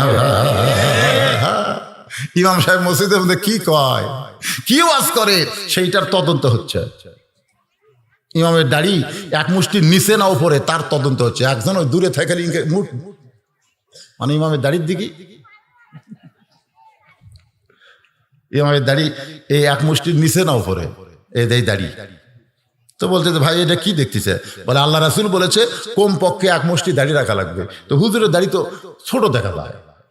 তখন বলতেছে তোর দাড়ি আমার নাই, তাই বলে হুজুরের থাকা লাগবে না? আজকে সভাপতি সাহেবের নাই, তাই বলে প্রধান বক্তার থাকা লাগবে না? আপনারাই করেন। খালি যদি আমি আমার ওই সোহান ভাইয়ের মতন কামিয়া এসে ওয়াজ শুরু করতাম, একটাও আপনার থাকতেন না। না না না না, এই দাড়ি কামা বক্তার ওয়াজ শোনা যাবে না, দরকার কথা ঠিক ছিল। কিন্তু সভাপতি দাড়ি কামান থাকলে অসুবিধা নাই, প্রধান অতিথির দাড়ি না থাকলে কোনো অসুবিধা নাই, কিন্তু প্রধান বক্তার তদন্ত আছে। জোরে কথা ঠিক ছিল। খালি যদি একটু ছোট হয়, খালি ছোট হলেই কবি ও রে শুনলু বক্তা, দেখছেন? জোরে গেলে বল দাওয়াত পাশে, আসতে গেলে কথায় খাওয়া গেছে। বর্তমানে আলেমদের এরকম তদন্ত আছে। জোরে খান আছে না নাই? হুজুর জোরে যাচ্ছে কয় সামনে পাড়ার দাওয়াত পাশে, তাছাড়া এত জোরে যাই, আসতে গেলে কয় পিছনে পাড়ার কথায় খাওয়া খাসে রে, লুলবার পারতেছে না। এখন আপনারা বলেন এরা কি আলেমের শত্রু নয়? এখন শত্রু নয়। এদেরকে যদি তদন্ত কমিটির সদস্য করা হয় তাহলে আলেমদের পক্ষে কোনোদিন তারা ভালো রিপোর্ট দিবে না। খাদিজা বলতেছে কোনো তদন্ত কমিটি নয়, আমি নিজেই তদন্ত করতে চাই। মা খাদিজাতুল কুবরা নিজেই তদন্ত করতে গেছে। তদন্ত করতে গিয়ে দেখে সূর্যের তাপে পাহাড় পোড়া গন্ধ আসতেছে, সূর্যের তাপে বালু গরমের একটা গন্ধ আসতেছে, পোড়া পোড়া। কিন্তু তাকায় দেখো ওই রাখাল দাঁড়িয়ে আছে, ওই রাখালের গায়ে সূর্যের রোদের কোনো চিহ্ন না। খাদিজাতুল কুবরা চিন্তা করে কে ছায়া দিল এ রাখালকে, কে ছায়া দিল? আর একটু নিকটে গিয়ে তাকায় দেখে এক খণ্ড মেঘ ওই 25 বছর রাখালের মাথার উপরে ছায়া দেয়। খাদিজা বলে ফাতেমা, তোমার বাবাকে আমি স্বামী হিসাবে কেমনে গ্রহণ করলাম শোনো। আমি আশ্চর্য হয়ে গেলাম। কিছুক্ষণ পরে দিকে রাখাল বসলো, ওই ম্যাকটা নিচের দিকে চলে আসলো। আমি আরো একটু করে গেছি এই মাত্র। এমন সময় তোমার বাবার মাথার চুল দাড়ি নড়তেছে, সেই চুল দাড়ি নড়ার বাতাস আমার নাকের ভিতরে, ও যেন বাতাস নয় মিষ্কাম্বরের সুগন্ধ আসতেছে। দুনিয়ার কোনো বাতাস নয়, এই বাতাস যেন আল্লাহ জান্নাতের দরজা খুলে দিয়েছে। আমি আর একটু নিকটে গেলাম, আস্তে আস্তে নিকটে গিয়ে দেখি 25 বছরের রাখাল উট দুম্বা কেন বাধ্য, খাইতে বললে খায়, যাবার করলে চলে যায়। আমি রাখালের মুখের দিকে তাকায় দেখি 400 গ্রহ তারা, তারি নূরেরই সারা, নইলে যে অন্ধকারে ডুবিত এই ধরনী। সবাই বলেন নবী মোর পরশমণি, নবী মোর সোনার খনি, নবী নাম ভাবে যে জন সেই তো দোজা, সে নামে সুর ধরিয়া পাখি যায় গান করিয়া সে নামে সুর ধরিয়া, পাখি যায় গান করিয়া সে নামে আকুল হলো, সে নামে আকুল হলো মওলায় আমার কাদের গনি। নবী মোর পরশমণি, নবী মোর সোনার খনি, নবী নাম ভাবে যেজন সেই তো দোজা আনের ধ্বনি। নিদানে আখেরাতে তরাইতে পুলসিরাতে কান্ডারি হইয়া নবী পার করিবেন সেই তরণী। আলহামদুলিল্লাহ। খাদিজাতুল কুবরা এক দৌড়ে বাড়িতে চলে এসে দরজা বন্ধ করে দেয়।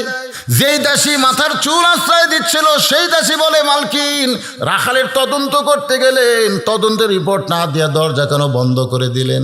খাদিজা বলে, দাসী রে, তদন্তের রিপোর্ট হলো রাখালের চাকরি ক্যান্সেল করে দিলাম। রাখালের চাকরি ক্যান্সেল, এক ছোট বাচ্চা না বুঝা গায় সুবহানাল্লাহ। আসলেই তো তাই, রাখালের চাকরি ক্যান্সেল করে দিলাম। দাসী মূর্খ মানুষ না বুঝে কানতে কানতে আবু তালেবের কাছে গিয়ে বলে, মুরব্বী আপনার এতিম ভাতিজাকে কেমন ভাবে লালন পালন করলেন, আজকে খাদিজা কি দেখলো রাখালের চাকরিতে ক্যান্সেল হয়ে গেল, চাকরি ক্যান্সেল।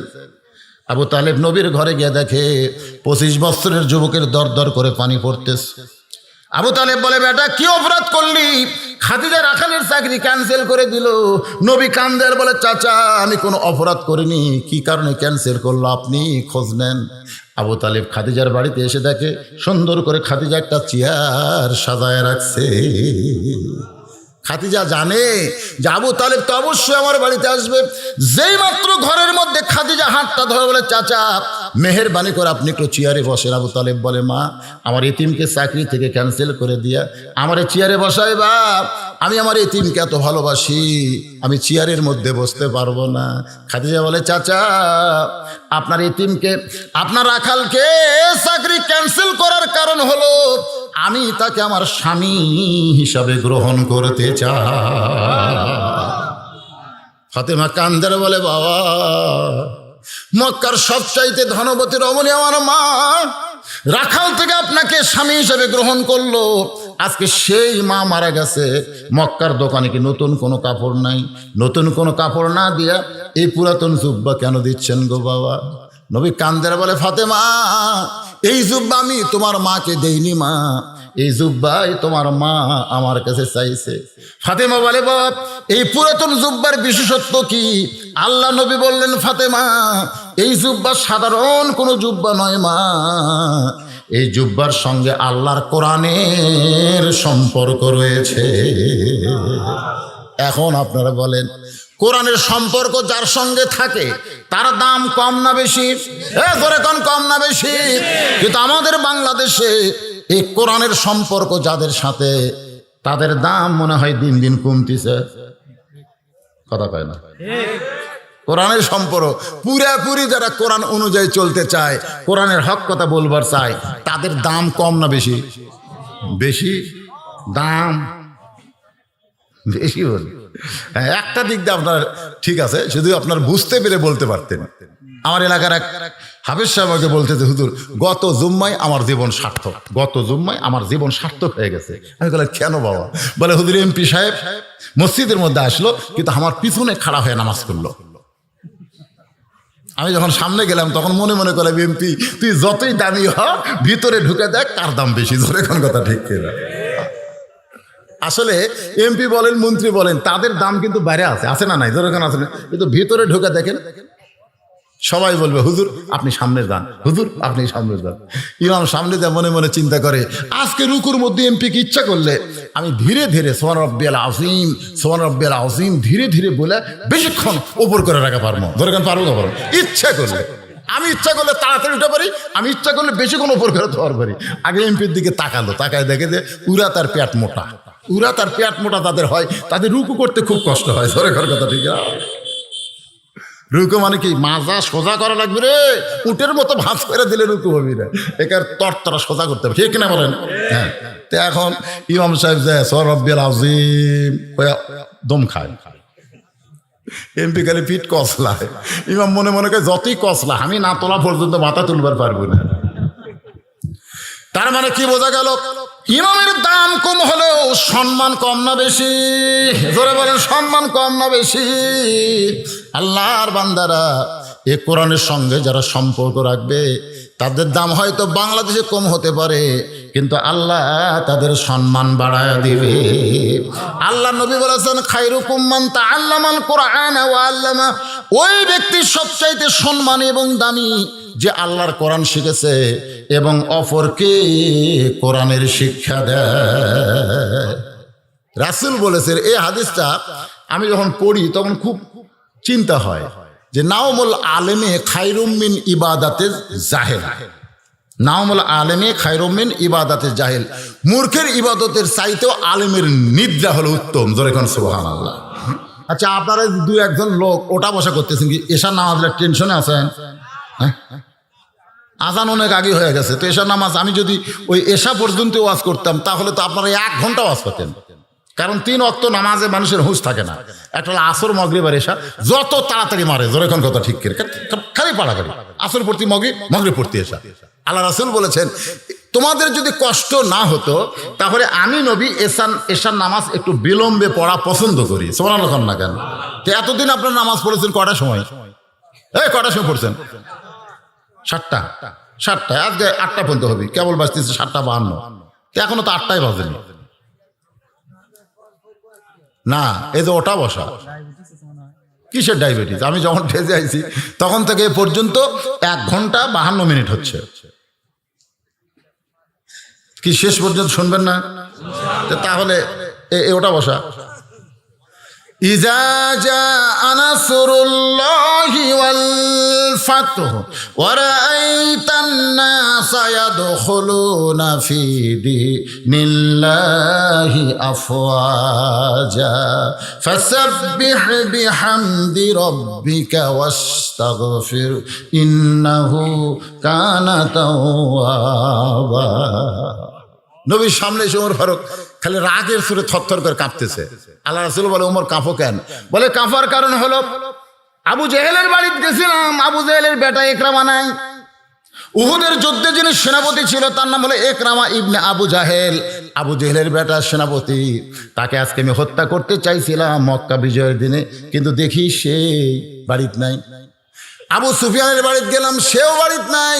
নবীর চাচা আমির হামজার কলজায় চাবা খাসে, সেই হিন্দাকে খোঁজ করলাম, হিন্দারেও খুঁজে পাওয়া গেল না।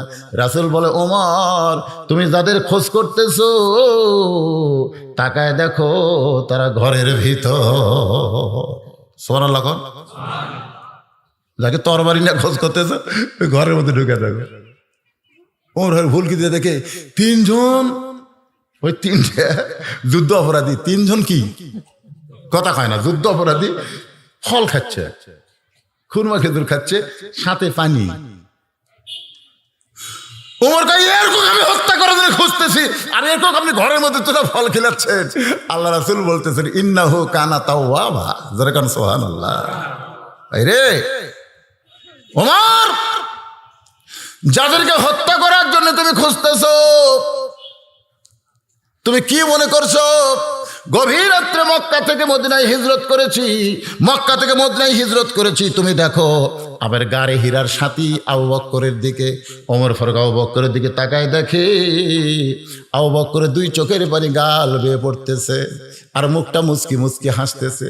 ওমর ফারুক বলে, আবু বকর আজকে মক্কা বিজয়ের রেজাল্ট আপনার কাছে শুনতে চাই। আবু বকর বলে, ওমর 13 বছর মক্কায় নবী কষ্ট করেছে, সাহাবীরা কষ্ট করেছে। যদি নবী গভীর রাত্রে হিজরত না করতো তাহলে আজকে মক্কা বিজয় আমাদের সম্ভব হতো না।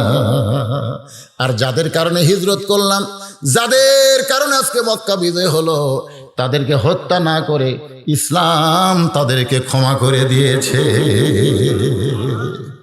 আবু সুফিয়ান, হিন্দা, আবু জেহেলের বেটা ইকরামা 3 জন দাঁড়িয়ে বলে, নবী গো, ও নবী, ইসলাম যদি এত সুন্দর হয় তাহলে আমরা আর কাফের থাকবো না, আমরাও ইসলাম গ্রহণ করে নিলাম। রাসূল বললেন, সাহাবীরা এই সূরা নাসর নাজিল হওয়া এই বিজয়ের মাস 16 ডিসেম্বর বিজয় দিবস, মানে আনন্দ করা, ফটকা ফুটান নয়, বরং আল্লাহর কাছে তওবা করা। আল্লাহ যেন আমাদের স্বাধীনতাটা কিয়ামত পর্যন্ত দেয়। জোরে বলেন ঠিক কিনা? তাহলে দেশটা স্বাধীন করলে হবে না, আমরা কতটুকু স্বাধীন হয়েছি সেটা দেখা লাগবে। আজকে আমি বইয়ের কাছেই পরাধীন। আমি দেখবো এটিএন বাংলার খবর, আমার বউ দেখবে স্টার জলসা, একসাথে হয়। অ্যাক্টিভিটি তো দুটাই হয়, তাহলে চ্যালেঞ্জ পাল্টার লাগে, চ্যালেঞ্জ পাল্টার লাগে। আপনি দেখবেন এটিএন বাংলার খবর, বউ বলতেছে না ও খবর বাদ, আমি স্টার জলসা দেখবো। স্বামী বলতেছে দেখো গো খবর হই মাত্র 20 মিনিট, তোমার 20 মিনিট খবর শুনবে আমার স্টার জলসা নাটক চলে যাবে। বউ বলতেছে ঠিক আছে ঠিক আছে, স্বামী বলতেছে ঠিক আছে তুমি যা। দেখছেন আজকে স্বাধীনতা আছে বউয়ের কাছে। বউ ভারতের ভক্ত আর স্বামী বাংলাদেশের ভক্ত, দুইজন দুই জায়গার ভক্ত। এতদিন পরে আপনার বউকে আপনি স্বাধীন করতে পারলেন না। বাংলাদেশের চ্যানেলগুলো মার খাচ্ছে, বাংলাদেশের লোক দেখে না, মেয়েরা সব ভারতের চ্যানেল দেখে। জোরে করে কথা ঠিক কথা কর না কেন? বাজারে যাবেন, দোকানদারকে বলবে ভারতের ফেয়ার অ্যান্ড লাভলি আছে, ভারতের সাবান আছে, ফেস ওয়াশ সব ভারতের কিনবি। কেন বাংলাদেশের গুলো ড্যাম হয়ে যাচ্ছে রে, কেউ নিচ্ছে না। ও স্বাধীন হয়েছি ঠিকই, কিন্তু যে কোনো দেশের একটা অধীন হয়ে আছি। জোরে করে কথা ঠিক কিনা? এর নাম তো স্বাধীনতা না বাজান। আল্লাহর বান্দার একটু মনোযোগ দিয়ে শুনবেন। খাদিজাতুল কুবরা, আল্লাহ নবী বললেন ফাতেমা এই জুব্বাটা তুমি তোমার মাকে কাফনের কাপড় পরায় দাও। ফাতেমা জুব্বা খানা নিয়ে চলতেছে, মা খাদিজাকে কাফনের কাপড় পরায় দিবে। নবীও সঙ্গে সঙ্গে হাঁটতেছে। যেই ঘরে খাদিজা শুয়ে আছে ওই ঘরের দরজায় আল্লাহ নবী দাঁড়ালেন আর ফাতেমাকে ঘরের মধ্যে ঢুকাই দিলেন। নবী দরজায় দাঁড়ালেন কিন্তু ফাতেমারে ঘরের মধ্যে ঢুকাই দিলেন। দরজা বন্ধ হয়ে গেল। কিছুক্ষণ পর কাফনের কাপড় পরানোর পরে ফাতেমা মুচকি মুচকি হাসে আর দরজা খুলে দেয়। আল্লাহ নবী চমকে গিয়ে বলে ফাতেমা কানতে কানতে তুমি তোমার মাকে কাফনের কাপড় পরাতে গেলে, তুমি হাসতে হাসতে কেন দরজা খোলো? ফাতেমা বলে বাবা কানতে কানতে কেন গেলাম আপনি জানেন, হাসতে হাসতে কেমনে দরজা খুললাম সেটাও জানেন। রাসূল বলে ফাতেমা তুমি কানতে কানতে গেলে এটা আমি জানি, কারণ মেয়ে তার মাকে কাফনের কাপড় পরাবে অবশ্যই কানতে কানতে ঢুকবে, কিন্তু হাসতে হাসতে বের হলে আমি জানি না মা, আমি জানি না। আল্লাহ নবী বলতেছে আমি জানি না।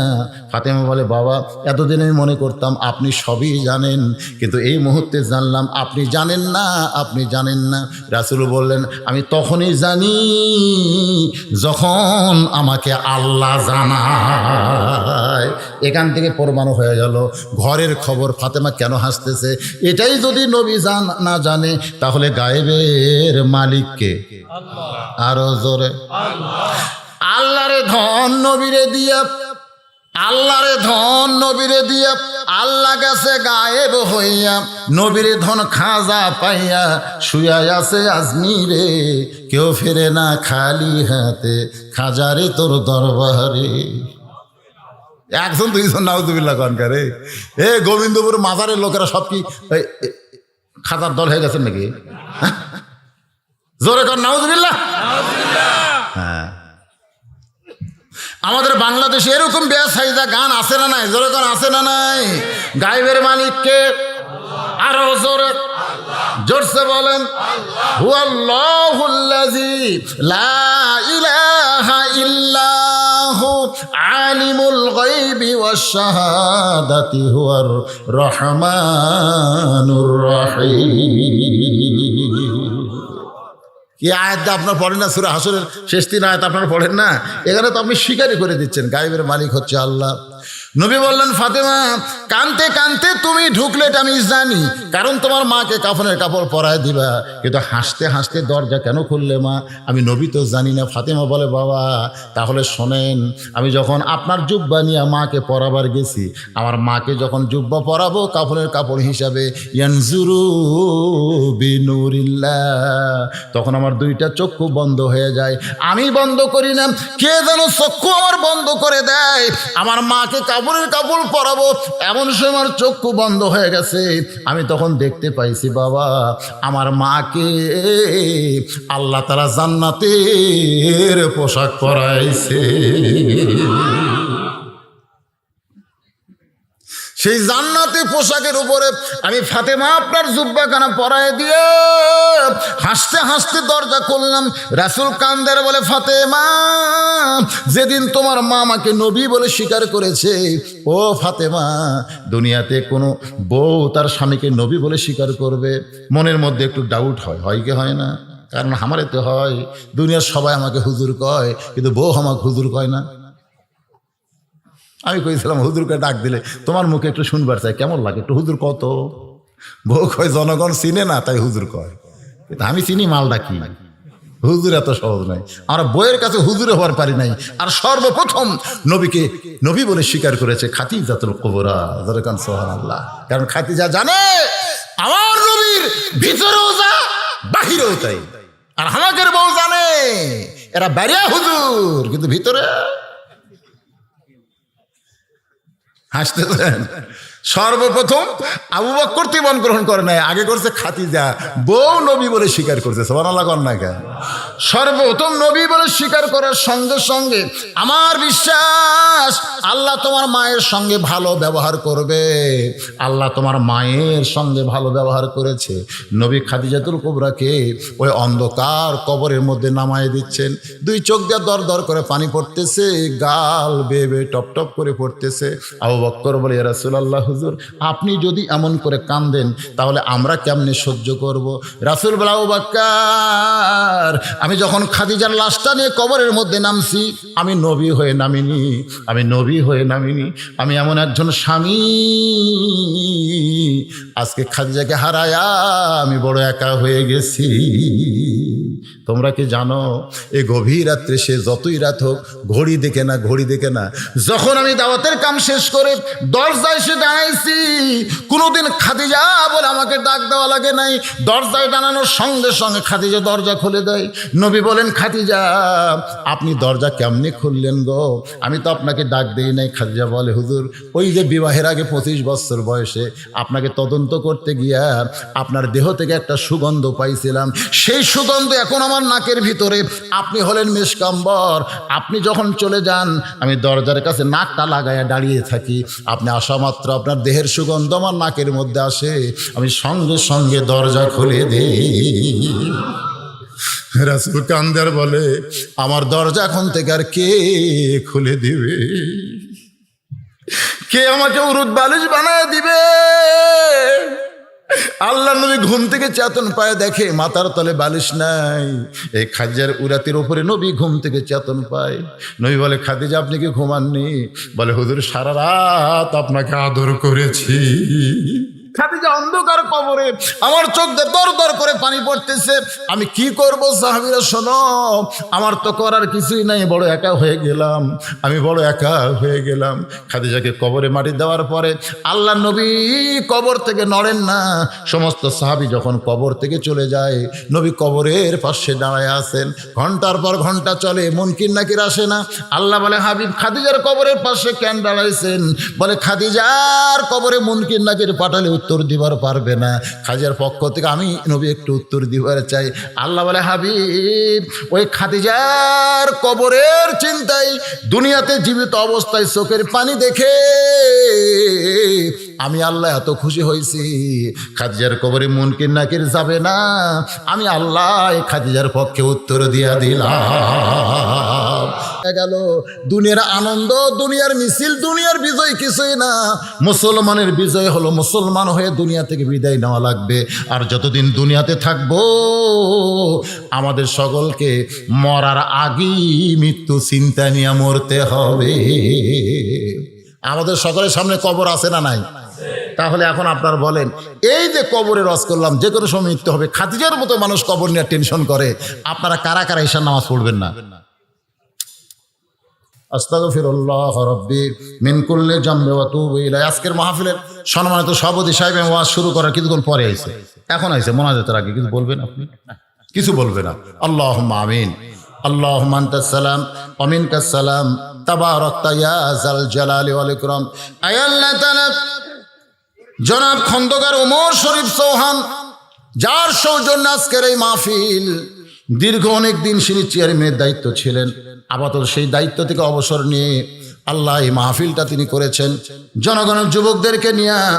আল্লাহ সেই মাগরিবের নামাজের পর থেকে এই দীর্ঘ সময় আলোচনা করলাম। মাবুদ, এর মধ্যে যদি ত্রুটি হয়, ভুল হয়, মাফ করে দিও। এর যা হাদিয়া মঞ্জুর করো। সোনার মদিনায় নবী পাকের রওজা মোবারকে কবুল করে নাও। तमाम अंबिया केराम, আসহাবে কেরাম, তাবিনে কেরাম, তাবিনে কেরাম, तमाम পৃথিবীর মাটির নিচে যত মুমিন মুমিনা শুয়ে আছে আল্লাহ সকলের আরওয়াহ ফরে হাদিয়া কবুল করো। আল্লাহ, আমরা যারা হাত তুলেছি, আমাদের জনম দুঃখনী মা যাদের অন্ধকার কবরে এতিম হয়ে গেছে, কি বলবো প্রসবের কথা, মা বিনে সেই ব্যথা কেউ তো বুঝিবে না। মাজন ঠিকিয়া সন্তানের দায়, অকালে মা মারা যায়, কেন সে মায়ের জন্যে দোয়া করবা না? এমন দরদি ভাবে কেউ হবে না আমার মা গো। বাবারা, যাদের মা নাই চোখ বন্ধ করে দেখেন, মায়ের মতন আপন কেউ নাই বাবা। এই মায়ের কবরকে আল্লাহ যেন জান্নাতের টুকরা বানায় দেয়। জোরে বলেন আমিন। বাবার বাড়ি ঘর সবই আছে, আমি সহ আমরা যারা বাবা হারা ইতিম হয়ে গেছে, আল্লাহ মেহেরবানি করে বাবার কবরকে জান্নাতের টুকরা কবুল করো। আমাদের দাদা দাদি, নানা নানা, আত্মীয় স্বজন, আমাদের আপনজন যাদের কবরে গেছে আল্লাহ কবরবাসীদের তুমি মাফ করে দাও। আল্লাহ, যেই যুবকেরা কষ্ট করে মেহনত করে এত সুন্দর আয়োজন করেছে আল্লাহ, এই সকল যুবকদের জন্য দোয়া করে আল্লাহ তাদেরকে 5 ওয়াক্ত নামাজই কবুল করেন আল্লাহ। আল্লাহ, আজকের মাহফিলের সম্মানিত সভাপতি চেয়ারম্যান সাহেবকে আল্লাহ আপনি কবুল করেন আল্লাহ। আল্লাহ তাআলা আজকের মাহফিলের সম্মানিত প্রধান অতিথি, আজকের মাহফিলের আলেম ওলামা, হাফেজকারী, ইমাম মুয়াজ্জিন, হাজী সাহেব, মুরব্বী সাহেব, যুবক কচিকাচা, পর্দার অন্তরালের মা বোনেরা যারা হাত তুলে আমিন আমিন করে আল্লাহ তাদের সকলকেই জান্নাতি হিসেবে কবুল করে আল্লাহ। আয় আল্লাহ তাআলা গোটা বিশ্বের মুসলমানকে হেফাজত করেন। আসমানের বেলা আসমানে নেন, জমিনের বেলা জমিনে ডাবায় দেন। আবার যেন করোনা বাংলার জমিতে না আসে আল্লাহ। এ করোনা থেকে আমাদের বাংলা ভূমিকে আল্লাহ আপনি হেফাজত করে। আয় আল্লাহ তাআলা আমার মা বোনদের জন্য একটু দোয়া করি। মা বোনদের আবেদা সালিহা পর্দা নিশি কবুল করে মা ফাতেমার চরিত্র দান করে দেন। আয় আল্লাহ তাআলা কত মানুষের জানাজার নামাজ আমরা আদায় করেছি, কত মানুষকে 2 হাত দিয়ে কবরের ঘরে নামায় দিয়েছি, কত মানুষকে 2 হাত দিয়ে কবরে মাটি দিয়েছি। একদিন আমরা সবাই মরে যাব। যেদিন আমাদের মৃত্যু হবে, দিনটা যেন জুমার দিন হয়, মাসটা যেন রমজান মাস হয়। ইমানের সাথে ইজ্জতের সাথে মুসলমান হইয়া